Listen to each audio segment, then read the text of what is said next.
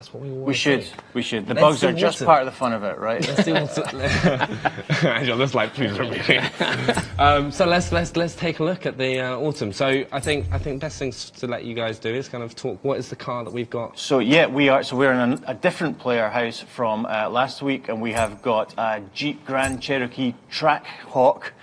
He read from the top of the screen. What Andy just did there is he applied one of the new off-road body kits that we have brought to the game in Forza Horizon 4. I am reliably informed there are about 12 of them in the game that you can apply to some of the more extreme off-road vehicles that are great for the world of Forza Horizon. And Andy is sporting one of them now as he leaves his house with little care for property damage, and we are in the Highlands. We're in the north of the map, which we haven't really shown anyone yet, in an area of the world that's kind of bits of beautiful Scotland, right? Yeah. So there's two specific areas that we used as reference. So there's Glencoe, which people don't know, like Google that place. It's an incredible looking part of the world, amazing vistas, so it was a real obvious choice for us in terms of location selection. But there's also a place called Rannochmore, which again is another Scottish location, so this is a bit of a mashup of those two areas, which we've sort of selected the best bits from and created this section of the map. It looks stunning. Yeah, and also you'll notice we wanted to show you guys something about the verticality that we've hinted at before when it comes to this particular part of the this particular game, especially versus what we had in Horizon 3. So we really listened to the community. We knew that the guys wanted something that had a bit more verticality associated with it. That's a barn find right there as well. No, I was just thinking, spoilers, yeah, that's where that guy is. The first one, if you need to find, if you're obsessed with finding all the barn finds, they're in Horizon 4, and that's who built that at the top of a mountain? It makes. Where else would you put one? This guy. This guy. Yeah.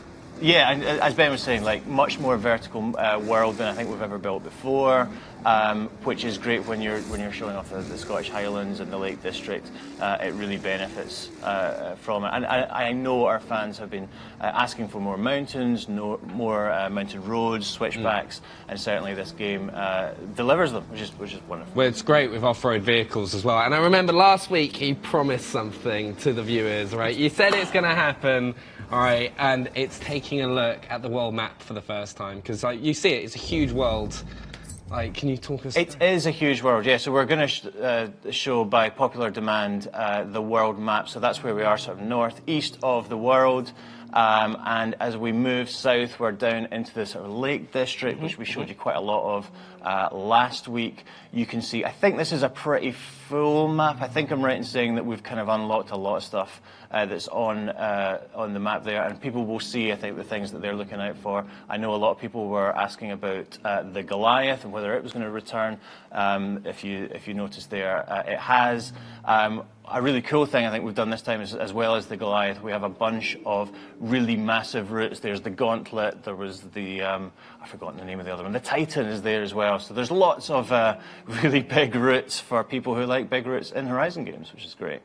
And there's Edinburgh. And Edinburgh, yeah. Yeah, which we're going to see. Also, there's loads of comments as well, because one of the big things I've noticed is trees.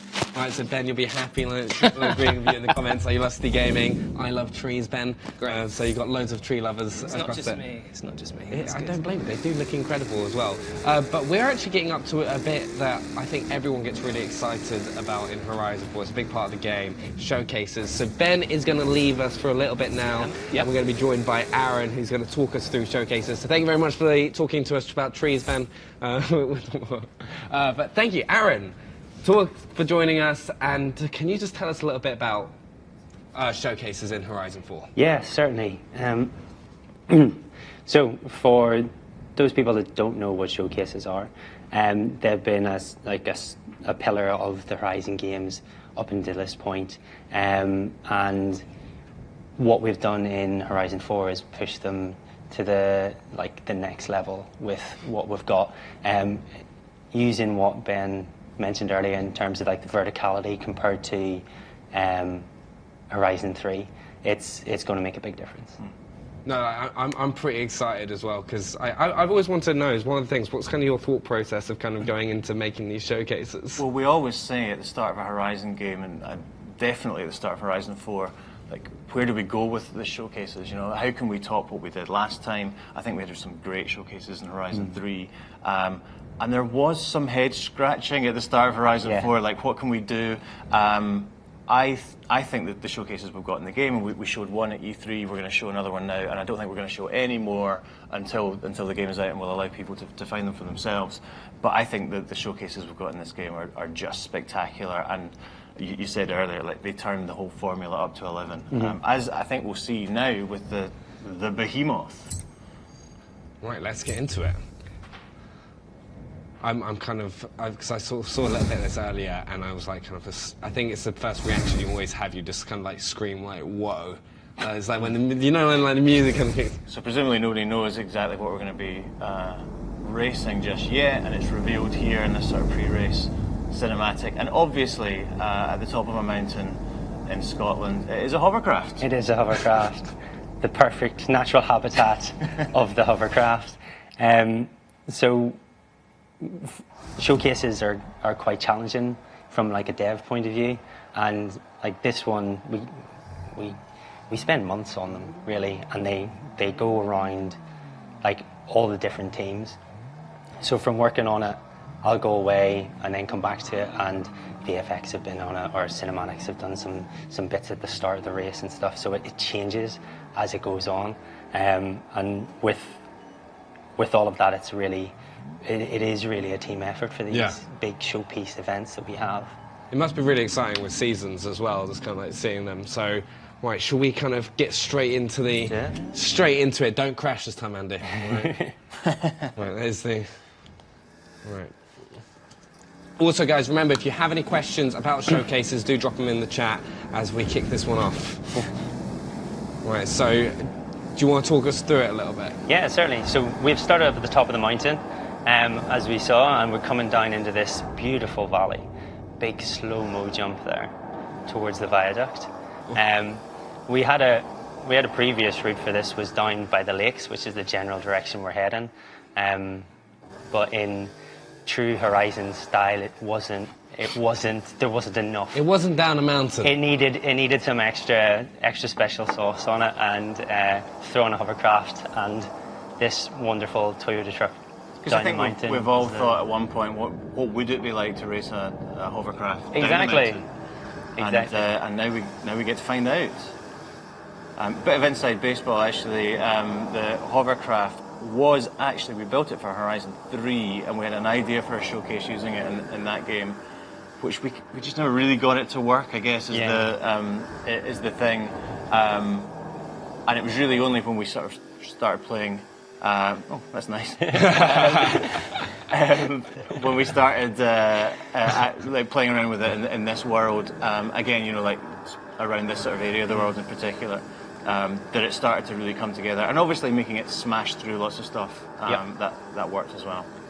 Being the size of what it is, and how hovercrafts move around, they do drift a lot, which is going to prove a bit of a challenge for a player, as most of the showcases in previous games have been, say, like planes, or you've either been like them flying over the top of you, whereas this is actually like front and center. It's right in the helping us out demo this today.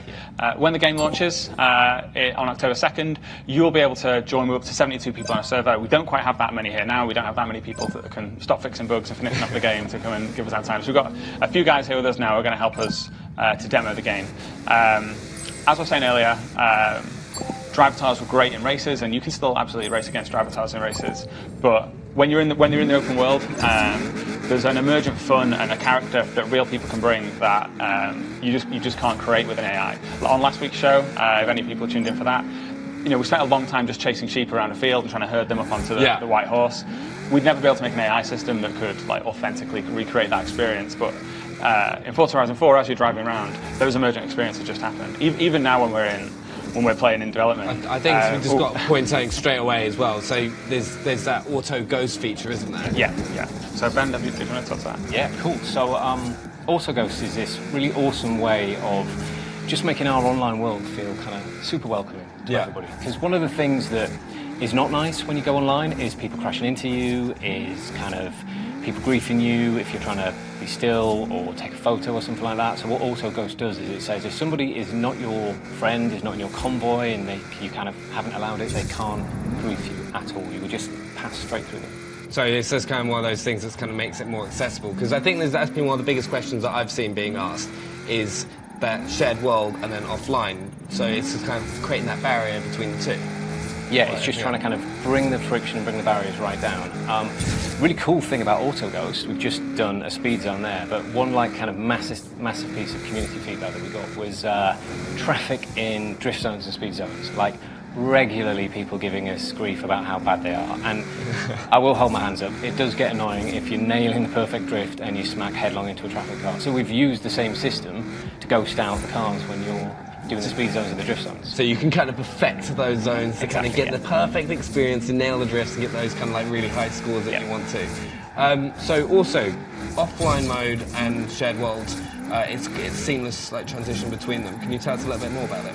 Yeah, I think the best thing to do would be to demo it, because it's something that we're really proud of. If Andy wants to, he can just pause the game at any point and go offline. Can't get Andy to pause the game though, that's the hard bit. He'll be fine. And instantly everyone will get taken out of your world and eventually replaced with drivatars who start to spawn in. And this is... So that's it, that's just kind of like, you're now on offline mode. Yeah, there's no waiting around for it, it's just brilliant. Yeah. There and done. No loading screens, no cinematics or anything. You can see a drivatar's just there up the road. If Andy quickly goes back and again reselects Horizon Life, it will find him a session. This takes around 10 seconds or so. So if Andy just drives around now, once that's connected, we should see all Andy's friends who we were just playing with pop back into the world.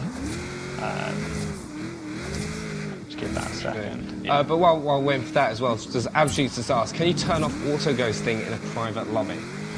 You can convoy up with people you know and have collisions turned on. So you can still get those crashes if you kind of want. Absolutely, yeah. So that's cool. Also, we've got another question from DXSizzle99. Remember, guys, if you've got any questions for Horizon 4, drop them in the comments below. What side of the road is the main side? Okay, because it's one of those big questions. The main side. The main side. Which side of the road do you drive on? I mean, I drive through fields, so you know. That doesn't answer the question. Everyone goes through as the crow flies. You kind of crash through the fence and stuff, but you know, with the like civilian traffic, right? Which side of the road are they driving on Horizon 4? So we drive on the left, which is the same as Horizon 3, but you drive wherever you want, really. So we actually blinked and missed it there because it was so seamless. But whilst Andy was driving on that road, he reconnected into that session. All his friends popped back in. There was no loading screen, no pause, entirely seamless. And now we're into photo mode. Yeah. So online photo mode. So how does that work? So it just works like it does offline. You go into photo mode, everything that you can see stops. You see all these cars here, which you might ordinarily have drivatars in FREEROAM or in a race. If you think back to Horizon 3. Yeah. Now this is all the people you're playing with. Obviously, in their game, they're probably donating round or they might have driven off, but you had the perfect opportunity and you wanted to take a picture, so you go to photo mode and there you go. And if someone else is in photo mode, is there a way that you can tell, or is it just kind of... So are they just going to like ghost out so you can see if someone's in photo mode? Yeah. So I think everything gets communicated. There we go. Yeah. Matthew upstairs has helped us out. His car now ghosts out, so we know he's not going to interfere with us. And a little bubble pops up above his game and to tell us that he's in photo mode. We've also keep getting these little chat messages, because I think one of the biggest barriers with online gaming is not everyone wants to go on and have to put a microphone on, and you've kind of worked on implementing a system. What is that in Horizon 4? So this is another one of those cool things that we're trying to make online as seamless and as easy as possible. It's not always easy to plug a mic in and start chatting, and not everybody wants to do that anyway. And you've also got the kind of language barrier as well. So Quick Chat is just this huge collection of really fast phrases that we've got. You can assign 4 of them, and you can assign kind of different ones for FREEROAM and race. Yeah. And you just get to fire communication back and forth between people. So like, let's go exploring, or maybe help kind of lead someone to a barn find. But you can also have things like protect me if you're playing King and someone's chasing you. It's really, really cool. I think I love that language barrier a bit as well. It's just like kind of how I can break that down. But that's a little look at Forza Life. We've also got a few questions in the chat asking us if we can look at the map again. We will take a look at the map again later on. But should we talk about Forzathon? Because I think... Just before we do, sorry. we saw both those guys taking a photo there. One of the new features that we've got in Forza Horizon 4 is that, as well as taking and sharing those photos, which we've always had, and we've always had these big communities around Reddit and our forums and stuff like that, where people would share them and there's competitions and things. We've now made a change where in game you can now get rewarded for that, and there's actually like a whole campaign around it. If I could borrow the controller a second, Andy. Thanks. So in here, which is the screen that we call My Horizon Life, this tracks all your progress across the whole game. So, and one of those is a photographer campaign. So it's basically a series of challenges and rewards, which reward you for being a great photographer. So you take photos, you upload them, other people download them and like them, and then you basically get rewards in game and new challenges and stuff to do in game. And this screen, My Horizon Life, each one of these little tiles represents a sort of mini campaign that you can take part in. So if you want to play the game and all you want to do is playground games modes, which is like our fun, like King and Infected type modes, there's actually a campaign for that.